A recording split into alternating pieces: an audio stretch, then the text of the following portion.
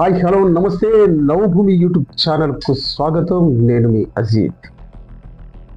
ఇక breaking news ఏమిటంటే మావోయిస్టులు మందు పాతరను పేల్చారు. ఈ ఘటనలో 8 మంది జవాన్లు, ఒక వ్యాన్ డ్రైవర్ చనిపోయినట్టుగా వార్తలు వస్తున్నాయి.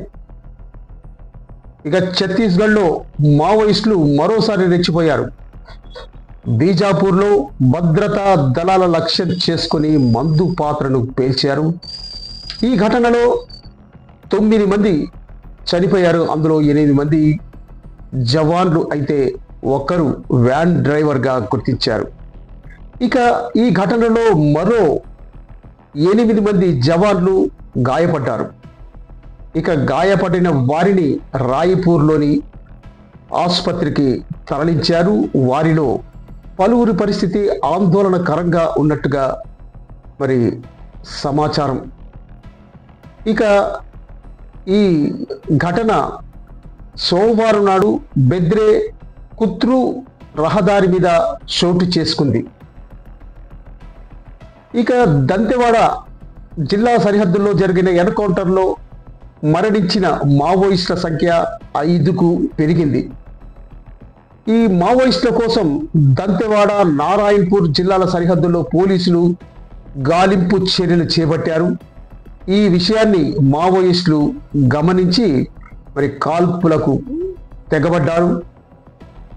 ఈ ఘటనలో మరి 4 తొలుత మావోయిస్టులు చనిపోయారు. ఆ తర్వాత అందులో మరి గాయపడ్డ వారిలో మరొక మావోయిస్టు మృతదేహం కూడా లభ్యమైంది. ఇక ఇందులో 2 మహిళలు కూడా ఉన్నారు. ఇక ఈ మావోయిస్టులు మృతికి ప్రతీకారం తీర్చుకునేందుకు రహదారి మీద మావోయిస్టులు మరి మందు పాతర పెట్టి పేల్చారు. దాంట్లో మరి జవానులు 8 మంది మృతి చెందారు.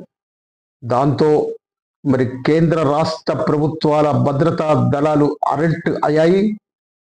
పెద్ద ఎత్తున కూంబింగ్ ఆపరేషన్ చేపట్టారు.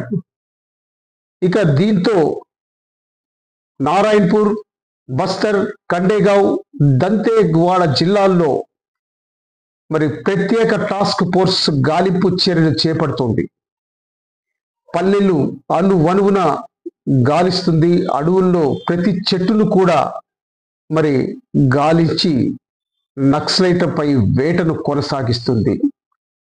ఇక అంతేకాదు, మావోయిస్టులు లొంగిపోయి జనజీవన స్రవంతిలో కలిసిపోవాలని మరి పోలీసులు పిలుపునిస్తున్నారు. ఇక లొంగిపోయిన నక్సలైట్లకు జీవనోపాధి సైతం కల్పిస్తామని మరి పోలీసులు చెప్తున్నారు. దేశంలో చాలా రాష్ట్రాల్లో మావోయిస్టుల ప్రభావం దాదాపుగా తగ్గిపోయిందని వారు చెప్తున్నారు. ఇక ఈ వీడియో మీకు నచ్చినట్లయితే లైక్ చేయండి, షేర్ చేయండి, సబ్స్క్రైబ్ చేయండి. అలాగే నవభూమి యూట్యూబ్ ఛానల్ను ఆదరించండి. Thank you.